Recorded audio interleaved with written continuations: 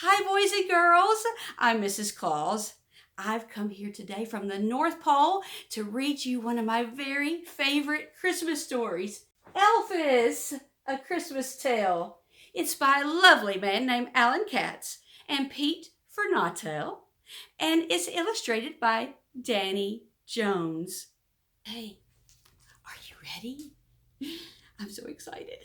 Everyone snuggle in and get ready. It was Christmas Eve, and all was not well at the old North Pole. The letters from kids were piling up faster than the elves could possibly make the toys, and even after Spiffy and Fluffy and Zippy and Milty had gone through the millions of letters and pulled out all of the duplicates. Roger Noonan, stop writing hundreds of letters to Santa. You are not getting a pet zebra. The brightly flashing toyometer frantically told the sad story. 2 days worth of toys to make, only 1 day before Christmas. With little time to spare, rush, rush, rush, were the words on everyone's lips. Elves were huffing. Elves were puffing. There's the toyometer. You see it? There's the little elves huffing and puffing. Elves were building playthings faster than ever before, all except one. Melfin. Now, when things were going smoothly in the workshop, Melfin the elf was the one who tested all the freshly made toys. In fact, if you see a tag attached to one of your toys that says tested by number 1/2, well, that was Melfin. But when Christmas got closer and things were really hectic, Melfin was overexcited, overenthusiastic, and overwhelmed, suddenly all thumbs and confusion. This close to the big day, Melfin was like a pint-sized, pressurized personal predicament, which is not easy to say and not easy to be. The sad truth was, Melfin was breaking more toys than the other elves were making, and this was no year for that to be happening. Poor Melfin. With a stack of busted toys behind him, Melfin was testing a brand new guitar.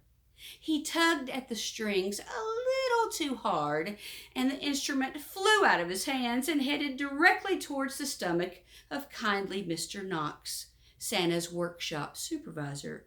With the wind knocked out of him, Mr. Knox gasped exasperately, "Melfin, get out! You're messing things up, slowing things down. We're manufacturing and you're manufacturing. You must leave the workshop at once and take this sorry excuse for a guitar with you." But, no buts about it. The only butt I want is yours. Out of here. Now, goodbye.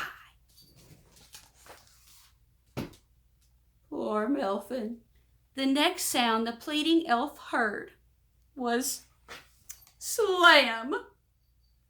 With nowhere else to turn, Melfin began to sniffle and piffle his way through the snow. As usual, he was a walking disaster. He accidentally toppled a dam the beavers had built across a stream and left them all stranded in the snow. He bumped into a hollow tree trunk where the chipmunks, squirrels, and other woodland creatures had stored their nuts for the winter and sent their whole supply crashing to the ground.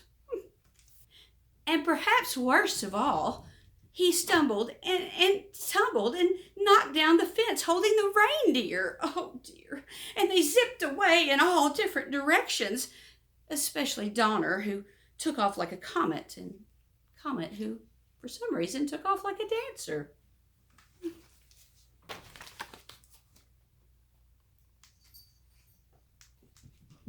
There go the reindeer.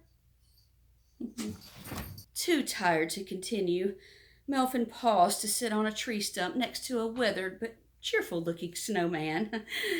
Feeling very sorry for himself, Melvin exclaimed to no one in particular, "I'm not such a bad guy. I tried hard. I just wish that Mr. Knox could see that I have a good soul." As his final word hung in the freezing night air, a strange stirring occurred. The wind howled. The sky poured down a blizzard of snow in every color of the rainbow.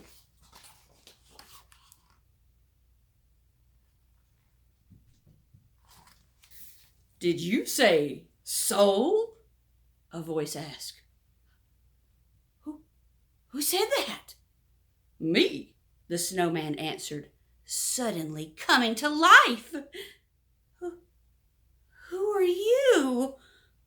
"They call me the hardest working man in snow business, the boss of blizzards, and your soul brother number one," the snowman exclaimed. "I'm here to put the elf back and believe in yourself."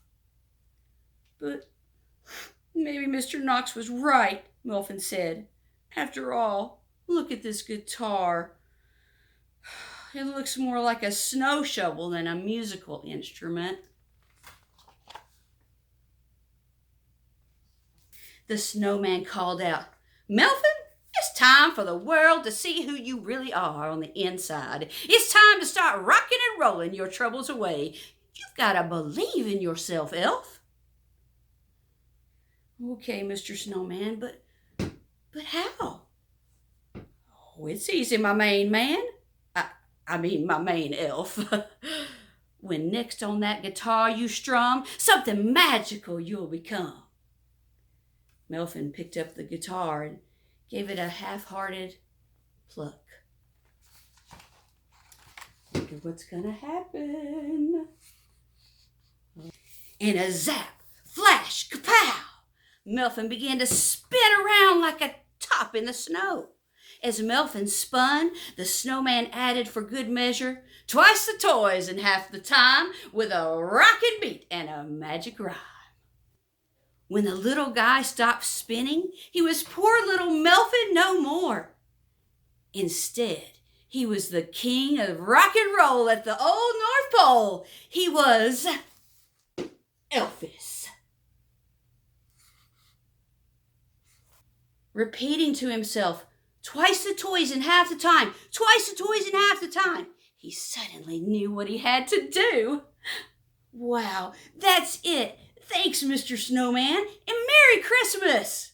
Elfis exclaimed. With his work done, the snowman went back to being just a snowman. Although, if you looked really closely, you could see a wider smile than he had before. There goes Elfis. Had no time to lose. With his brand new shiny guitar in hand, he headed back to the workshop. But the beavers were just starting to build the dam, and Elfis couldn't get across. So he started singing. "Won't you build that dam across the creek to let me go to the place I seek? Got a blast to make toys fast, make some magic or our Christmas will be bleak." Hearing his tune, the beavers sped up and erected the dam in no time, so Elfis was on his way once again. There's Elfis singing away, and there's the beavers. But then he passed the chipmunks and the squirrels, ever so slowly trying to get their winter's worth of nuts back into the hollow tree. So Elfis sang, "Well, bless my soul and woe is me. You gotta get those nuts back into that tree. So critters, shake your tails, don't stand and shrug. Let's all move, and pick 'em up. Ooh, oh, let's pick 'em up." Cheered by Elfis' song, the critters filled their tree quickly, and Elfis rocked on towards the workshop.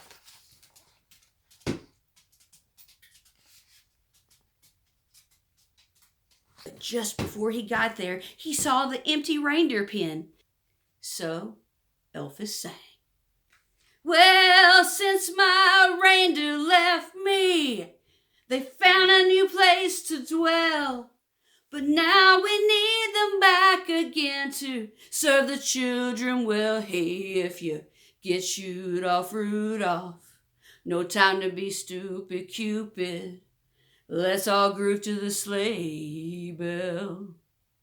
And soon the reindeer scampered back from every direction, ready for their big night. Finally, Elfis reached the workshop. He peered into the window to check the trusty toyometer, and he saw that the toy making was at an all-time low. The toyometer was flashing. Your little behinds are a lot behind. You're never going to make it.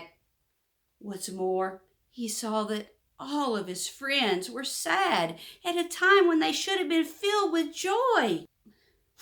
It's just no fun around here, says Knox threw him out. Yeah, it's hard to keep my mind off these toys, knowing that poor little guy's out there in the snow somewhere. Oh, this is sad. Oh, they're all sad because Melvin got thrown out.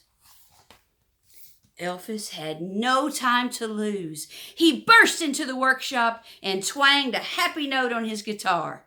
Everyone looked up and listened carefully as he sang the following to a happy rock and roll beat. Bill, 1 for little Bobby, 2 for pretty Sue, 3 for all the triplets. We've got lots of work to do. Now won't you step up that toy making ooh? If we all just work together, we can finish up on time. Yeah, that's true. With his new rockin' beat to guide them, the elves started turning out toys at double speed. And Elfis continued. Santa threw a party at the old North Pole. Everyone was building toys and singing soul. Trucks and games and dolls and planes were everywhere. Happiness and love and soaring through the air. Let's hop. Everybody, let's hop. Everybody in the whole workshop was building to the workshop hop. Toys were being built faster than ever before. The toyometer instantly began flashing. You're so busy, it's making me dizzy. Good work. Elfis kept strumming. The toy makers were humming, and the stack of letters grew smaller and smaller and smaller as the stack of toys grew taller and taller and taller. And in no time at all, the toyometer declared, give that guy a standing O. The toys are done and set to go. Everyone in the place cheered, yeah, and surrounded Elfis to show their appreciation for his rockin' beat. And the happiest of all was Mr. Knox, who shook Elfis's hand and said, you're just what we needed around here. We couldn't have made it without you.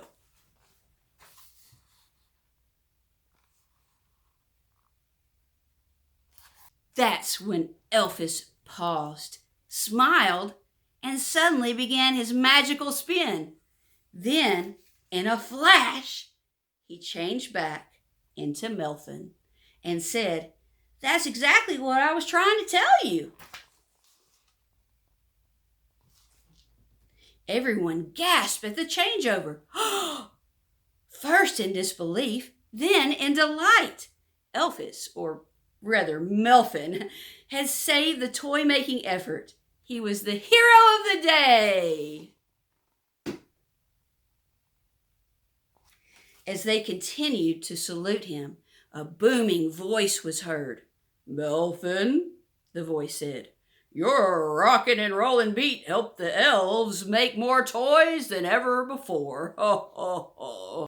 But now I've got the big job of delivering them all. Santa? Melvin asked. Right, Santa answered him. And if I'm going to deliver a record number of toys, I'm going to need a boost too. would you please come with me and turn your toy making meat into a toy delivering meat?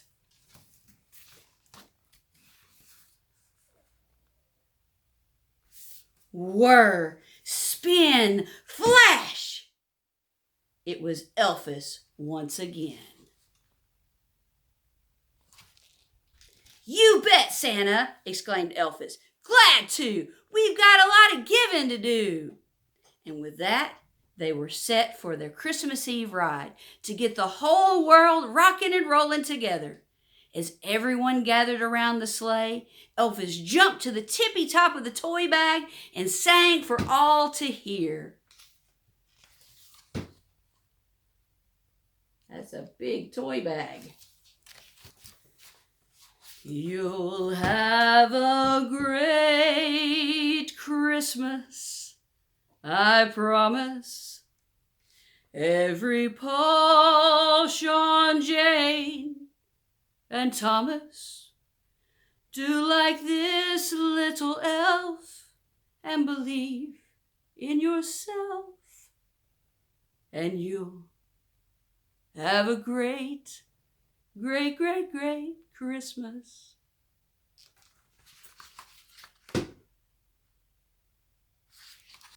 Merry Christmas, boys and girls. I love you all.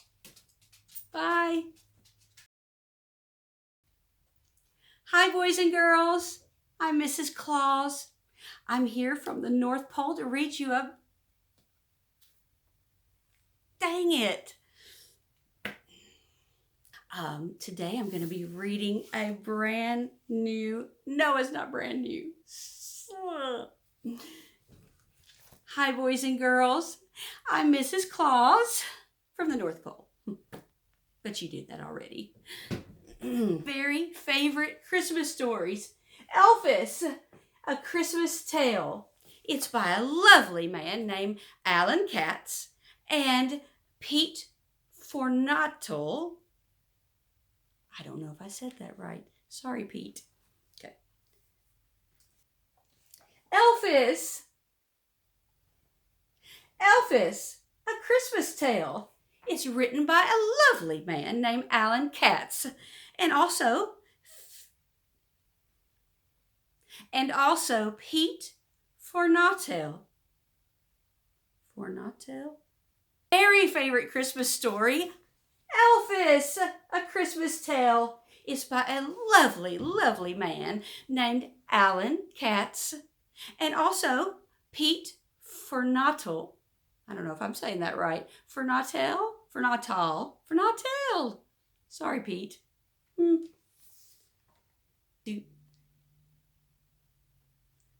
Hi, boys and girls. I'm Mrs. Claus from the North Pole. You know, Santa's wife. Yeah, you knew that, didn't you? Well, anyway, I'm coming today to read you one of my very favorite stories. I'm coming to read... You won't like me when I'm angry. Everywhere, happiness and love, soaring through the air. So, trucks and... This one gets me every time. Santa.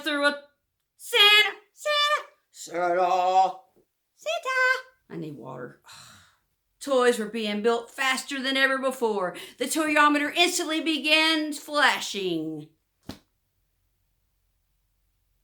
I think I messed up. I need to start over. It's a robot voice today. It's a robot life for me. It's a robot life for me. It's a robot life. Yeah, I'm delirious. Okay.